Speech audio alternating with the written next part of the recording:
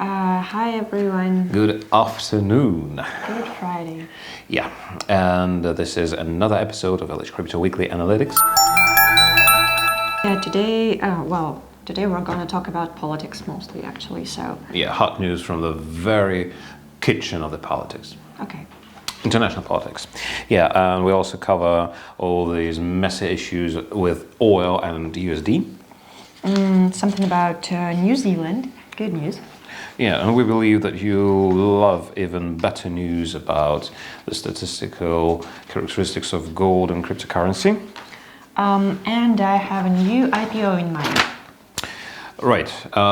Yeah, so plenty to cover today. Let's go.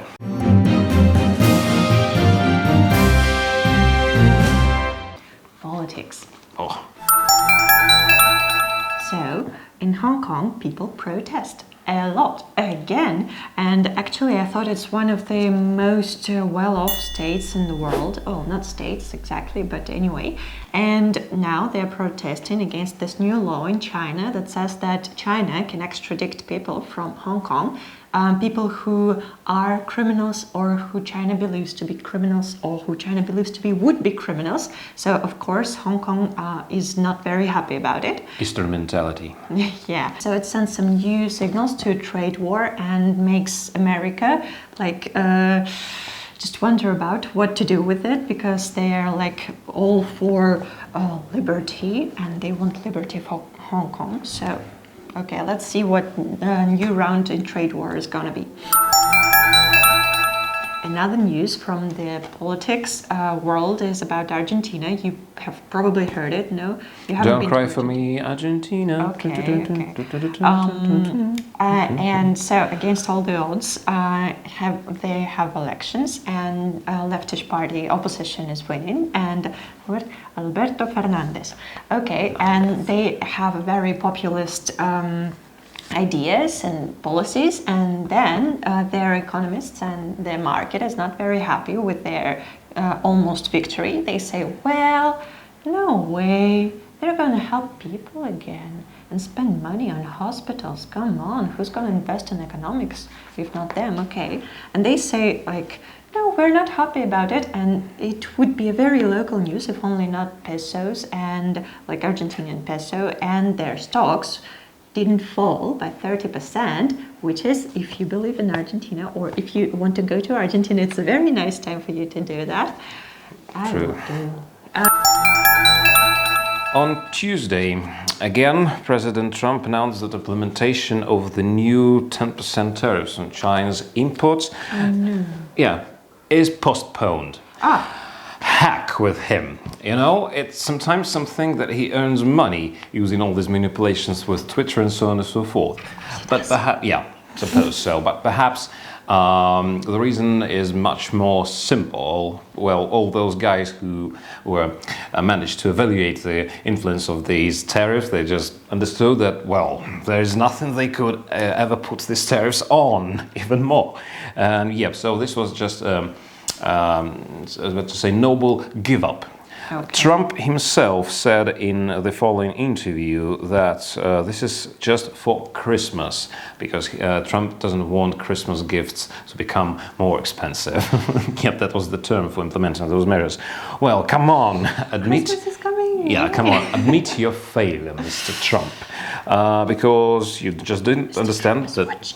Yeah, you just did understand that this die-hard nut is too hard for you. But the problem is that these words came upon a successful and unfortunate period in global economy. So the largest European economy, Germany, is slowing down and lying on overall negative statistics on production in Europe, in China. Consumer activity is also falling in China. This all together with growing global debt boosts and pumps the fears of global recession. And not to mention that just a couple of days ago, an inversion of US income curve appeared every time. Statistics say from 1956, when it happened, U.S. economy faced another slip, another recession, and so the world is in panic. Everyone is selling the developing countries' assets and putting them back into dollar, US, and gold. And yeah, the stronger the stronger gets the USD, the weaker all the rest of the currencies. An issue tightly correlated with USD is oil. Just like we warned you, you'd better stay away from it, because the corrective rise from 50-51 USD that we've seen, overseen in our analysis, continued throughout the week with a very, very thin helix speed flat. And it ended on Tuesday after the announcement of Trump, so then oil fell to 58 from almost 62 just in a couple of hours. And the funny thing is that after the interview of Trump, it went back to all this position and went even lower. So yeah, because all the basic situation hasn't changed. You know, they do not still have any interest in oil, and so somebody has to do something. So we shall all wait the OPEC meeting, because guys promise to finally implement some new measures to make the oil go up, since the budget of the countries depends on it. So we shall wait. But until then, well, take care. I can speak now, yay! I can speak about crypto. Yeah, it's unusual for us today. We didn't start with crypto, but because there are no big news over there. I like the piece of news that from the 1st of September in New Zealand, you can pay your employees in crypto. So you can send their salaries in crypto if it has like in some fixed size and some fixed amount, but I didn't quite get it. Like stable coins, right? No, I thought that your salary is like 2,000 USD and you send this amount in crypto in the for the rate that is there at the moment of salary, right? So I don't know if it's good or bad for employees, but it's definitely good for crypto, because as more it enters our real life, the more stable it becomes. So yeah, I'm glad. Well, I have a little bit of news about Bitcoin, but it's not really news. It's just a report that it's in a short-term correction now, but we actually think that the overall trend is positive. So even if it may go as low as 8,500 USD, but most likely it will be somewhere around 10,000.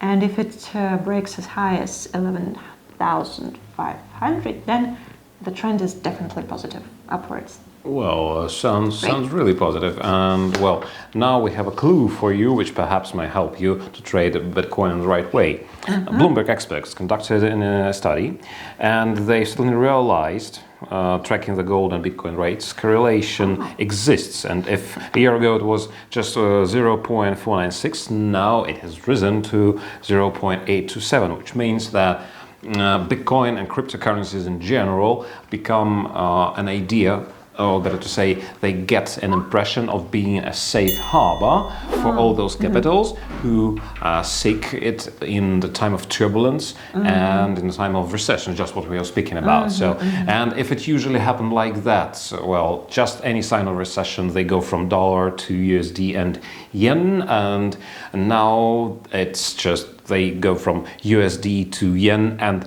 Bitcoin, and vice versa. So just if Bitcoin goes down, it's probably because USD goes up. Economic calendar, okay.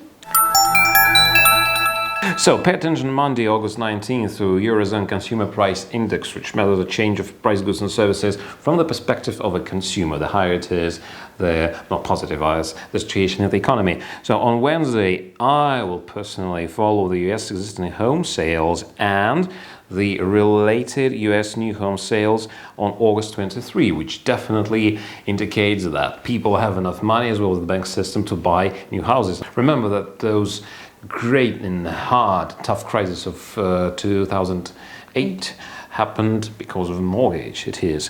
Well, Thursday, August 22, German Manufacturing Purchasing Managers Index. Well, doesn't seem that impressive, but it's Germany after all, the leading economy of Europe, so follow it. And, well, for those who still care of Canada, Friday, August 23, Canada core retail sales from month to month. Let's see. But yet, let's see what happens on Saturday and Sunday. So enjoy your weekend. May the prophet be with you and with us. Goodbye. Right. Bye. See you next Friday.